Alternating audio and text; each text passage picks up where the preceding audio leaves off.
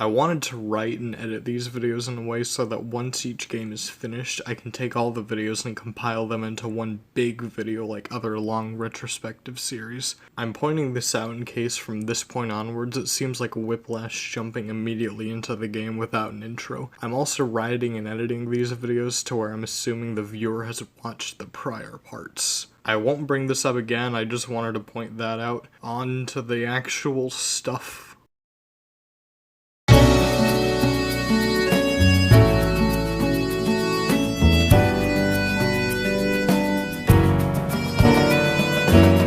As said before, when the first game released, Hino and his team started development on more games almost immediately afterwards. The Professor Layton series was planned as a trilogy, so that meant there were 2 more to go. In terms of the actual development, there aren't a lot of differences from before. Everyone who worked on the first game worked on the next, but what this game does is try to improve upon the first game's flaws. The main criticism was that the puzzles weren't in line with what was happening in the story. All of the puzzles were enjoyable in some way, but they were almost always disjointed from the plot. While there are a handful of random puzzles here and there, almost all the puzzles make sense in service to what is happening this time around. From the start, the team knew that they were going to put the professor in another story, and one idea was that he would be stranded on a deserted island and solve a new mystery. This was deemed unrealistic, though, and decided to change it up and create the great story that is Professor Layton and the Diabolical Box. Releasing mere months after the first game in Japan and everywhere else throughout 2009, the game sold over 2 million copies and also became the fastest selling DS game in Europe, which is nothing to scoff at. Reviewers and players alike agreed that while only fixing a couple issues, this was the superior game at the time, which seems to be why it sold so much so fast. So what exactly did Level 5 change that made this game oh so great? Overall, the Diabolical Box feels like a more refined version of the title that preceded it. As said before, the DS Professor Layton titles use the same control scheme. Most stuff happens at the bottom and less at the top, and while not changing much, the Diabolical Box just feels better, if that makes sense. Hint coins have the same functions and placements as before, just tap the screen everywhere you have it and you can get hints on puzzles. But the main changes gameplay-wise are with the puzzles themselves. The puzzles in the first game were fun and I enjoyed solving every one of them, but both times I played it, it was a little jarring going from the story set piece to the puzzle set piece because they had no correlation a majority of the time. If you wanted to cross a gate to go somewhere, then you had to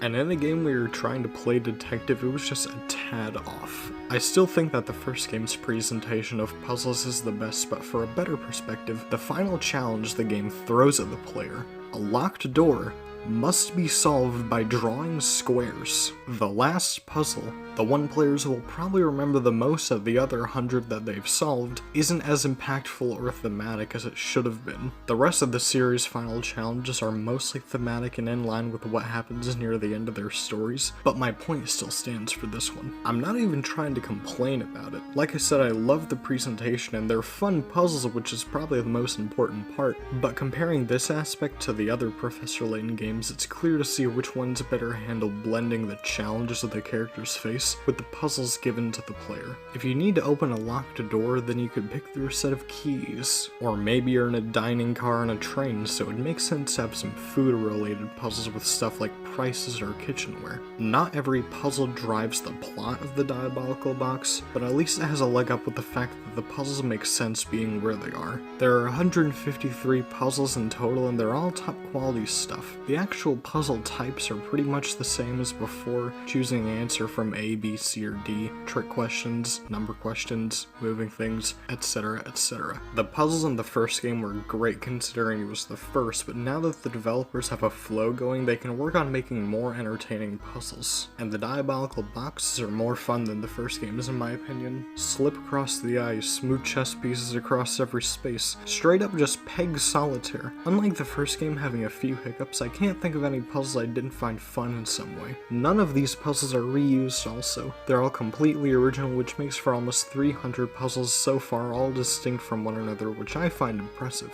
Granted, the main person designing puzzles had been making them for over 40 years. I still think it's a feat that they can make this many without reusing existing ones in previous games, and that sentiment carries over the whole Professor Layton series. Just like last time, when you beat puzzles you can get rewards from them, broken camera pieces, small toys, and ingredients for tea. Later on in the story you can also find keys that let you read entries in a diary, the contents of which are spoilery, so we'll leave them at that. The broken camera pieces let you piece back together a camera, and once it's finished you can play a game of spot the difference with certain backgrounds. I think this idea is neat. My only issue is that with the pixelated DS screen it makes it pretty difficult to actually see the differences in the pictures. When you find all the differences you can find hidden puzzles. These are the only ones in the game I can think of that the characters don't have a reason for solving them, but they're still kind of fun. The toys allow you to build a maze that helps a gluttonous hamster exercise. Again, name them something appropriate, and once they're in shape they can help the player look for hint coins and puzzles if needed. Lastly, as explained by staff,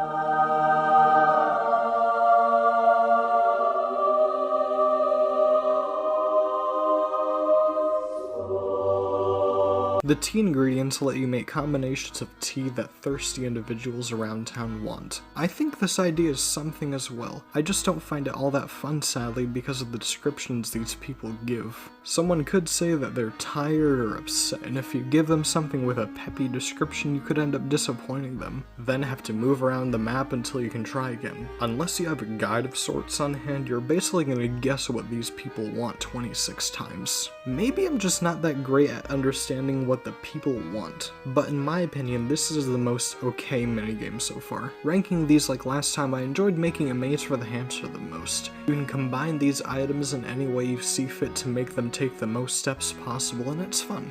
The spot the difference camera with the pixelated DS screen is just okay, and I liked the tea minigame the least because of the descriptions being kind of vague with several different teas matching the person's description. It can be entertaining to mix and match ingredients to make tea while also creating some concoctions humanity isn't ready for, but aside from that I just think it's kind of meh. Beating the story in these minigames like last time open up houses in the bonus menu, and they're actually tricky and challenging compared to last time. The main difference in the bonus menu is that if you put in a code found in the previous game's bonus menu, you can unlock a secret puzzle that turns into a picture of Layton and Luke arriving at St. Mystere. You can do the same but backwards for the previous game as well, showing off some concept art. I can't say I've seen many series or games do this kind of thing. I can only really think of the Yakuza series giving certain items to the player if there's other game data on their system, or Xenoblade Definitive Edition giving the player a bunch of money for the same reason. But this feels different, like the player themselves found these secrets. I mean, the instruction booklets spell out what to do to get this to happen, but I digress. I still find it pretty charming. The gameplay of the Diabolical Box is near identical to the previous game, but the simple tweaks and changes make it feel much more refined than before. While also changing a couple of things, the additions and content that's exclusive to the Diabolical Box are just fun, and there's even more for the players to do if they ever want to go for 100%. I'm not sure if I'll replay the Diabolical Box anytime soon, but if I do I'll look forward to it because the gameplay and puzzles alone make me enjoy this title more than the one before.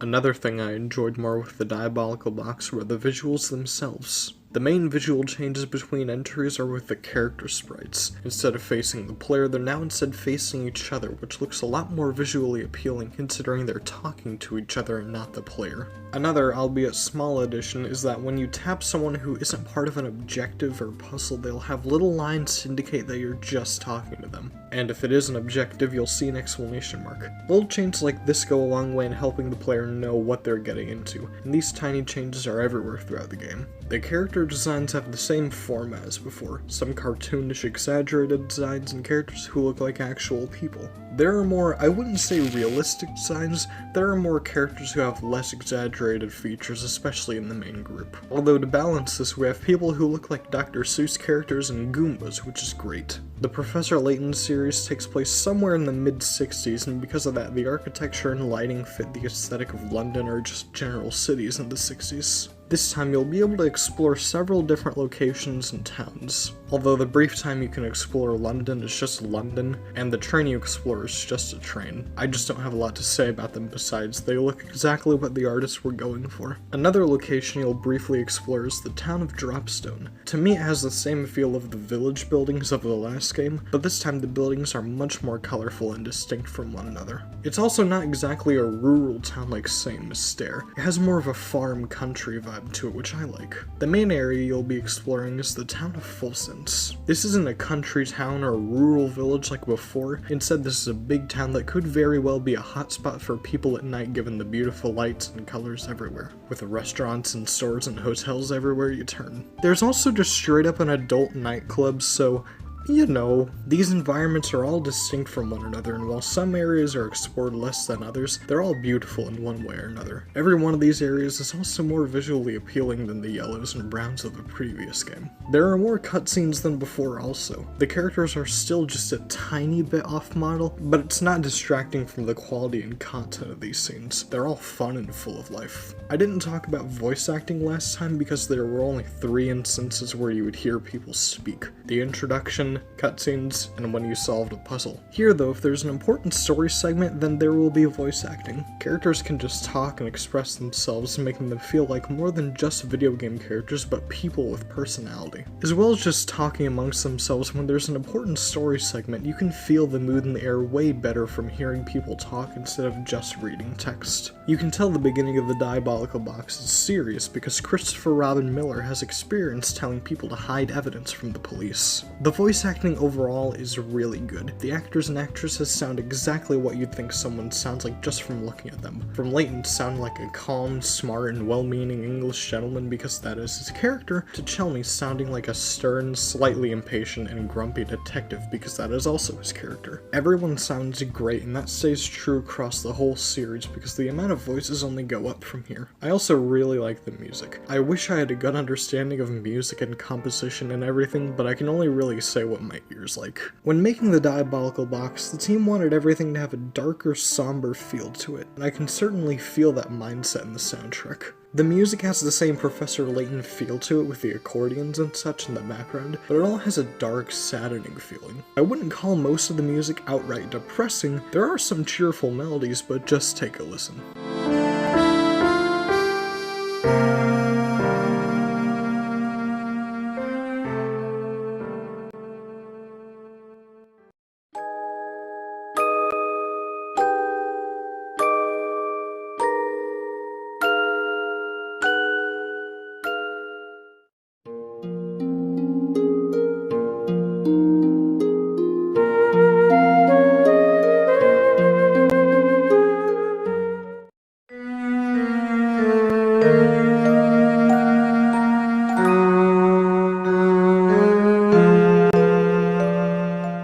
One of my favorite songs in the whole series, though, has got to be the theme of the Diabolical Box. It feels like I shot myself in the foot by not spoiling the whole story in this series of videos, because a lot of my favorite songs tie back to the plot through the general feel and pacing of them. All I can say is that this song is beautiful. It perfectly encapsulates what this unholy box is, and it has this tragic romantic feeling given by the wonderful acoustics and piano and violins. The same passionate sorrow in the song stays true when you actually know what happens when it plays. I really wish I could go more in depth with what makes this song so magnificent, but you'll just have to see for yourself why I love it. The art style in the Diabolical Box is both a simple and major step up from what came beforehand. The simple changes in the UI and the way character sprites are faced can go a long way. The character designs are still as great as before, but the environments are much more visually appealing in my opinion. The voice acting is really good and everyone fits their roles perfectly. The music is just, you know what?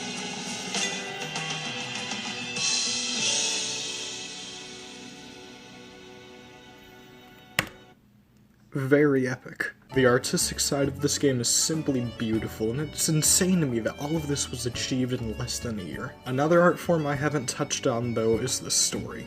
What would you do if there was a box that once opened would kill whoever opened it? The Diabolical Box attempts to answer that question through this wonderful story. Following Professor Layton and Luke like before, we now have the new face of Flora Reinhold, who is the young girl in the previous game. She accompanies Layton and Luke on their adventures after finally leaving St. Mystere and hopes to find and learn new things about the world. Layton gets a letter from his old teacher and friend Dr. Andrew Schrader saying that he's finally gotten his hands on an ancient artifact called the Elysian Box, where he hopes to uncover why people are killed when they open it. Layton has a somewhat bad feeling and decides to pay him a visit with Luke. When they arrive though, they find Schrader collapsed on the floor with no box to be found. Inspector Chalmey arrives on the scene and the three of them deduce that after Schrader collapsed, someone stole the box and made a getaway. They find a clue in his diary that talks about the town of Fulsense, and so everyone sets off. Flora comes along too because she didn't want to be alone, and it's nice of Layton to let her join in.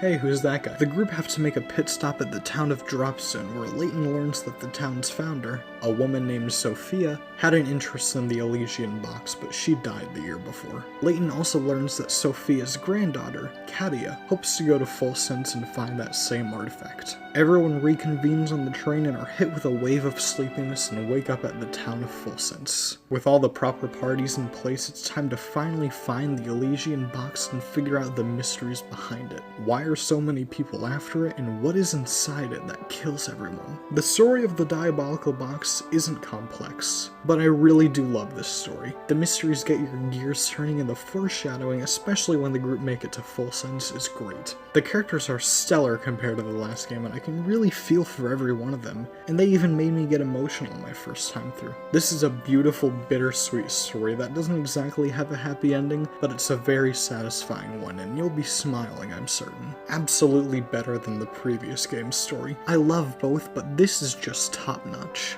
And if you wanted to stop playing here in the series, you very well could, but I don't think you want to do that just yet.